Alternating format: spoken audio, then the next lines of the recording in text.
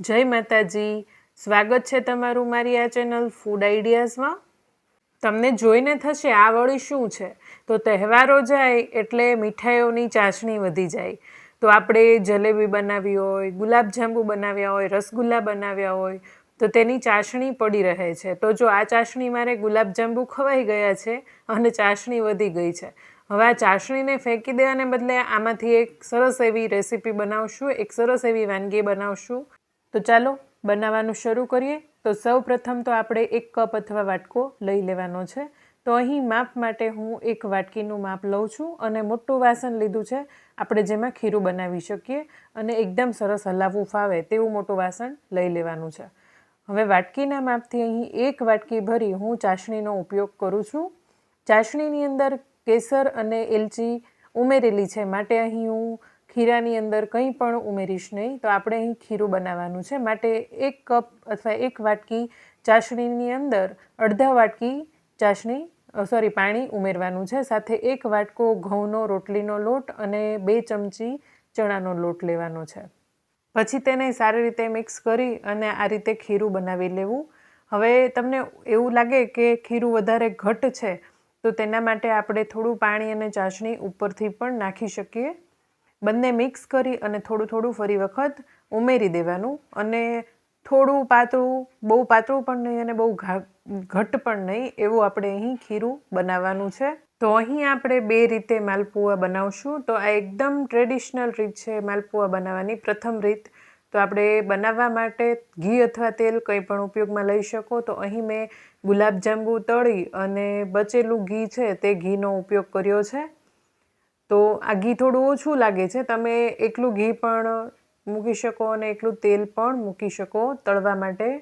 તો આપણે તેલ અથવા ઘીની અંદર તળવાના છે પહેલાં માલપુઆ. તો અહીં સાથે હું તેલ પણ થોડું ઉમેરું છું.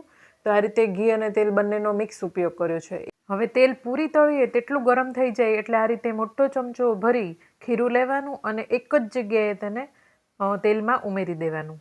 તો જો આ રીતે સરસ એવો માલપુઓ બની જશે. ને ઉપરથી પણ આ રીતે થોડું તેલ અથવા ઘી તમે જે મૂક્યું હોય તે ઉમેરતા જવાનું. ચમચાની મદદથી આ રીતે ઉપર પણ થોડું ફેલાવતું જવાનું, જેથી ઉપરનો ભાગ પણ થોડો તળાવા માંડે અને નીચે એકદમ બળી જાય ને ઉપર કાચો રહે એવું ન થાય માટે.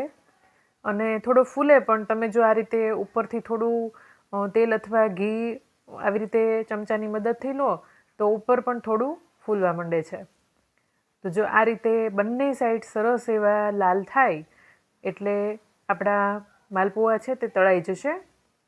તો એકદમ સહેલી અને ખૂબ જ ઉપયોગી એવી રેસીપી છે.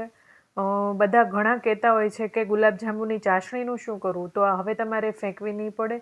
આ રીતે તમે બાળકોના લંચ બોક્સમાં કે પછી સાંજના સમયે કે તમારે બપોરના સમયે પણ તમે આ લઈ શકો, જમવામાં ઉપયોગમાં લઈ શકો તમે આ ચાસણી. એ રીતે આ વાનગી બને છે. તો એકદમ ટ્રેડિશનલ ઓથેન્ટિક રીત છે બનાવવાની માલપુઆ.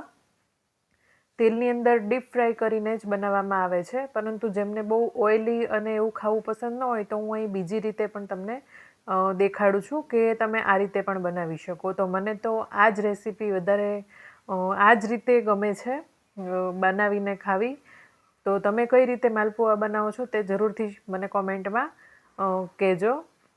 તો જો આ રીતે બંને બાજુ સરસ એવા લાલ થઈ જાય એટલે આપણે તેને સરસ નિતારી અને કાઢી લેવાના છે. તેલને ખૂબ જ સરસ રીતે નીતરવા દેવાનું છે.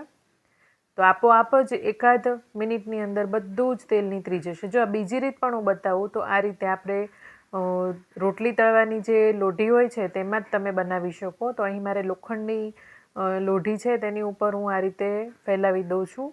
તો ચમચાની મદદથી જ ફેલાવવાનું છે, તેને આપણે પછી પુડલા વગેરે બનાવતા હોય તે રીતે ફેલાવવાનું નથી.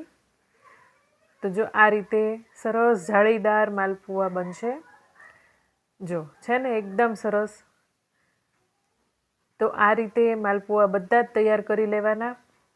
તો આ લોટને તમારે રેસ્ટ નહીં આપવો પડે, ખીરાને ઇન્સ્ટન્ટલી તમારે જ્યારે ઈચ્છા પડે તમે ખાઈ શકો છો. એક ચાસણી ફ્રીઝમાં હોય તો તેને રૂમ ટેમ્પરેચર ઉપર આવે ત્યાં સુધી કલાક અગાઉ બહારથી કાઢી અને મૂકી દેવાની, પછી બનાવવાના.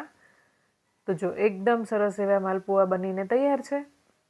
તમને બંને રીતમાંથી કઈ રીત ગમી, વધારે પસંદ આવી તે જરૂરથી જણાવજો. અને ઉપરથી આ રીતે તમને ફાવે તેટલું ઘી ઉમેરી અને તેને ગરમ ગરમ પીરસી શકાય છે. વિડીયો પસંદ આવ્યો હોય તો વિડીયોને લાઇક કરજો, શેર કરજો.